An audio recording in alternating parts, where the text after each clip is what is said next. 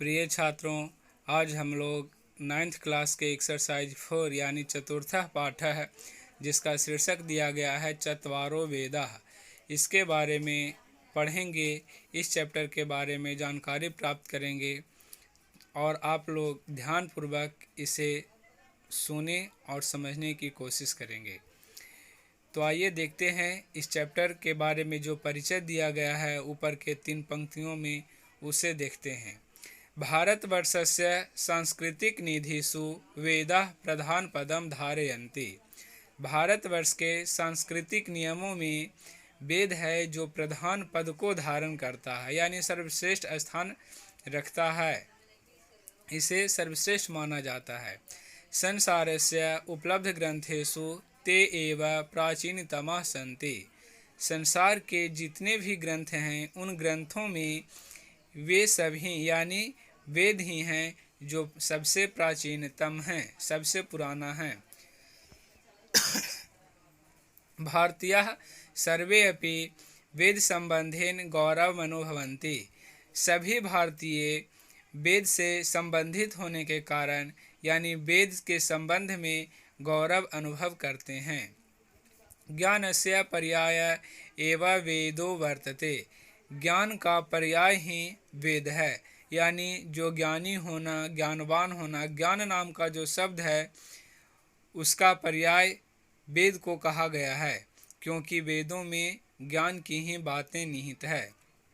शास्त्राणि वेदानामुद्धरणः स्वसिद्धान्तान् प्रतिपादयन्ति। शास्त्रों ने वेद के उदाहरण के द्वारा अपने अपने सिद्धांतों को प्रतिपादित करते हैं।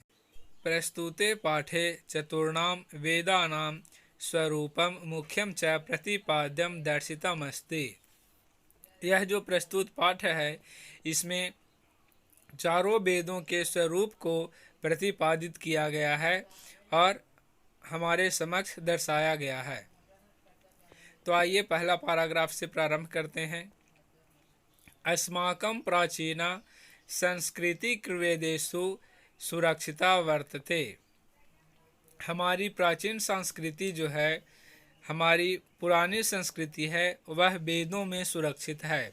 संसारस्य च प्राचीनतमं साहित्यं वेदेषु उपलभ्यते। संसार के प्राचीनतम साहित्य यानी जो पुराना से पुराना साहित्य है वह वेदों में उपलब्ध है। सप्त सिंधु प्रदेशे निवसन्तः ऋषयस्तत्कालिकं सर्वं ज्ञानं वेद रूपम धारयन्। 7 सिंधुओं वाले प्रदेश में रहते हुए ऋषियों ने तत्कालिक सभी प्रकार के ज्ञान को वेद के रूप में धारण किया था। विशेषतो यज्ञ संचालनाय कस्यापि वेदस्य चत्वारि रूपाणि कृतान्यासन्। विशेष रूप से यज्ञ संचालन के लिए यानी यज्ञ को संचालित करने के लिए एक ही वेद को 4 भागों में 4 रूपों में विभक्त किया गया। अतएव चत्वारो वेदाः इति परंपरा प्रवृत्ता। इसलिए 4 वेद हैं, ऐसी परंपरा प्रवृत्त हुई। ते च वेदाः ऋग्वेदः यजुर्वेदः सामवेदः अथर्ववेदश्चेति सन्ति। और वे सब वेद हैं ऋग्वेद, यजुर्वेद, सामवेद और अथर्ववेद। ये 4 वेद हैं। ऋग्वेदः प्राचीनतमान् मंत्रान् धारयति। ऋग्वेद प्राचीन मंत्रों को धारण करता है। अतएव इतिहासस्य विद्वांसस्तस्य महत्वमतितरां मन्यन्ते। इसलिए इतिहास के विद्वान इसके महत्व को और अधिक मानते हैं, क्योंकि इसमें पुराने मंत्र, प्राचीन मंत्र संकलित किए गए हैं। अयम वेदो 10 मंडलेषु विभक्तः है। यह वेद 10 मंडलों में विभक्त है, यानी इस वेद को 10 मंडलों में विभक्त किया गया है। प्रति मंडलम च ऋक्समूह रूपाणि सूक्तानि बहूनि विद्यन्ते।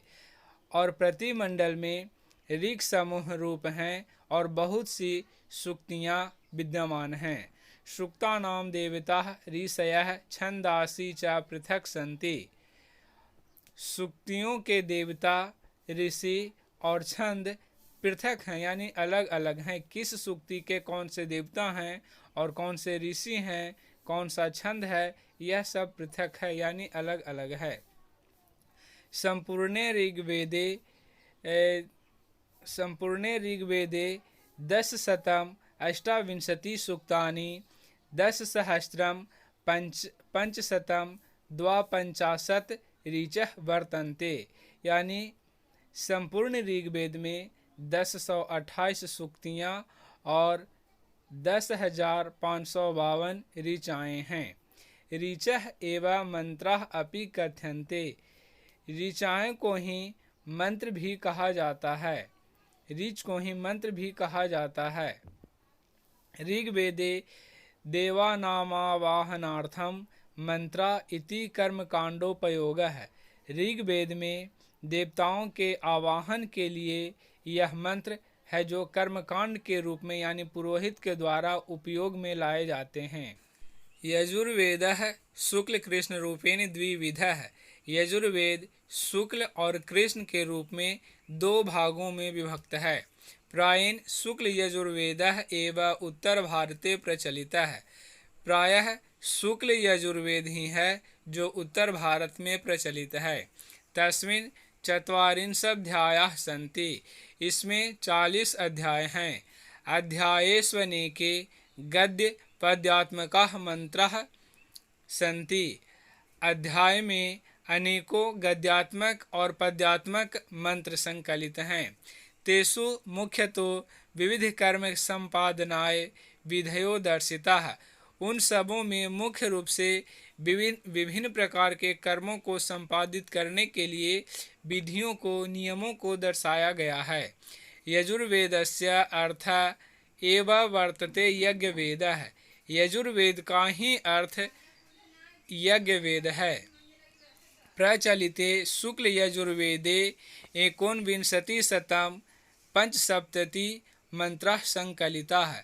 प्रचलित शुक्ल यजुर्वेद में जो उत्तर भारत में प्रचलित है उसमें 1975 मंत्र संकलित हैं।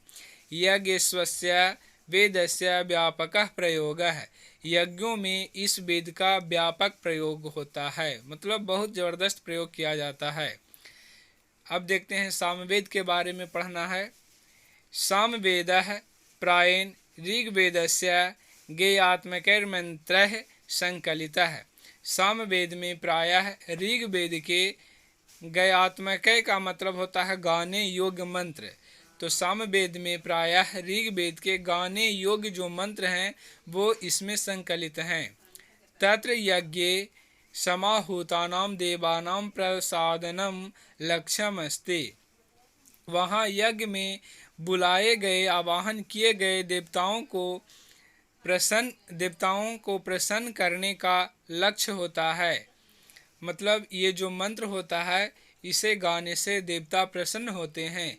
प्रसादनम च गानेन भवति। गाने से देवता लोग प्रसन्न होते हैं। जैसा कि हम लोग देखते हैं पूजा पाठ में गान भजन करते हैं देवताओं को प्रसन्न करने के लिए। तो यह जो है इस प्रकार का मंत्र जो गाने योग्य होता है वह सामवेद में संकलित होते हैं। अतएव सामवेदस्य गायकाः उद्गातारः कथ्यन्ते। इसलिए सामवेद के जो गायक होते हैं, गाने वाले होते हैं, उनको उद्गातार कहा जाता है। भारतीयं संगीतम सामवेदादेव प्रारभते। भारतीय संगीत सामवेद से ही प्रारंभ होता है। यानी भारतीय संगीत जो गाने की प्रथा है वह सामवेद से ही प्रारंभ होता है। सामवेदे 1875 मंत्राः सन्ति। सामवेद में 1875 मंत्र संकलित हैं। सामवेदश्च पूर्वार्चिक उत्तरार्चिक भागयो विभक्तः। यह जो सामवेद है वह पूर्वार्चिक और उत्तरार्चिक भाग में विभक्त है। जिस प्रकार से यजुर्वेद शुक्ल और कृष्ण के रूप में 2 भागों में विभक्त था, उसी प्रकार यहाँ सामवेद भी पूर्वार्चिक और उत्तरार्चिक भाग में यानी 2 भागों में विभक्त है।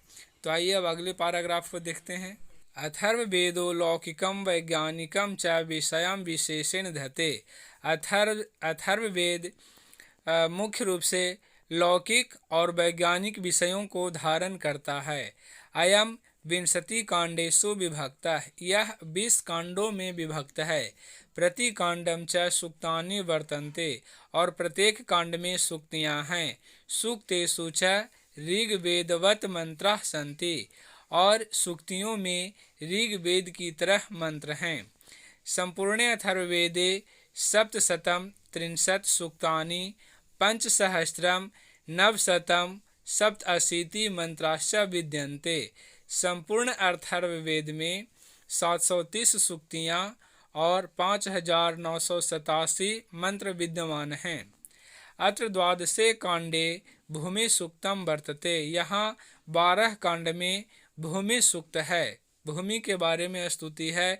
यत्र मातृभूमेः स्तुतिर्विस्तरेण कृता, जहाँ मातृभूमि की स्तुति की प्रस्तुति की गई है, यानी मातृभूमि की स्तुति विशेष रूप से की गई है।